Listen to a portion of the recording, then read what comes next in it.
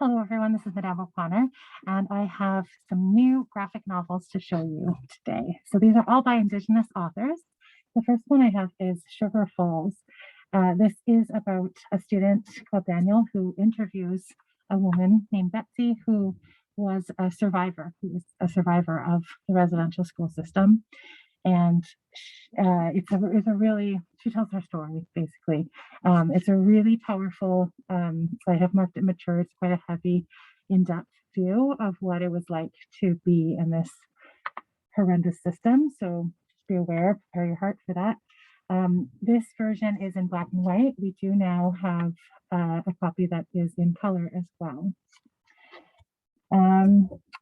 Looking at a different element of colonialism is our borders and the new, relatively new border of the United States versus Canada compared to Indigenous land borders, I suppose. So this is a book about a family that is moving their Blackfoot, and they are moving within their own traditional territories, but they have to cross the American-Canadian border. And so when the border agent asks them, where are you from? What is your nationality? And they say Blackfoot.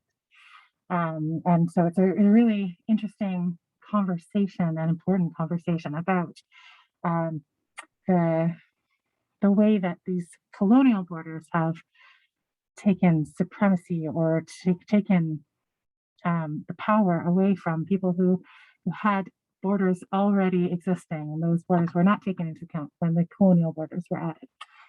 So it's another graphic novel, and this one's very new. It just came out by Thomas King. We have the series of A Girl Called Echo.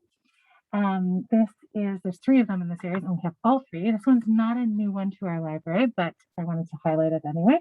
It's about a Métis girl who's adjusting to a new home and new school, and suddenly in the middle of class, she somehow is transported back in time, and so it's her experiences in these very important moments in history for the Métis people, and kind of her firsthand modern day reflections on that experience in the past.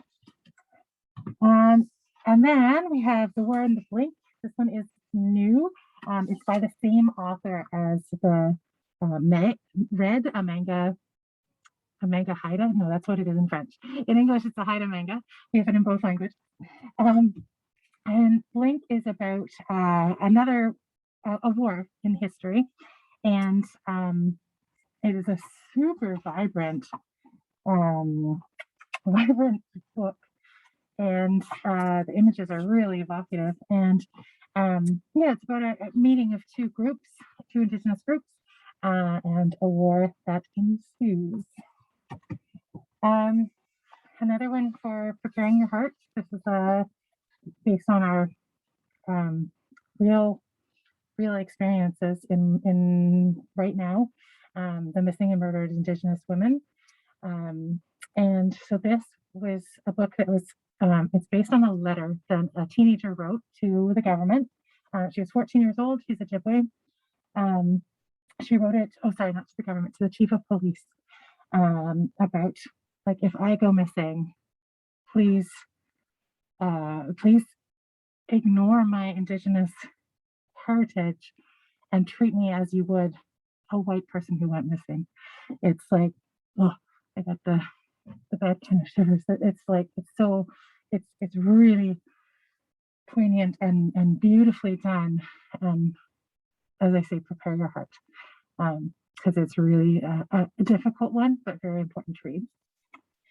On a similar vein, but in a fictional idea, this is a new series that we've just gotten in, Surviving the City. There's 2 parts right now, and it is about 2 friends, and one of the best friends goes missing, and it's about the friend how they continue on and how they contribute to the search for their best friend.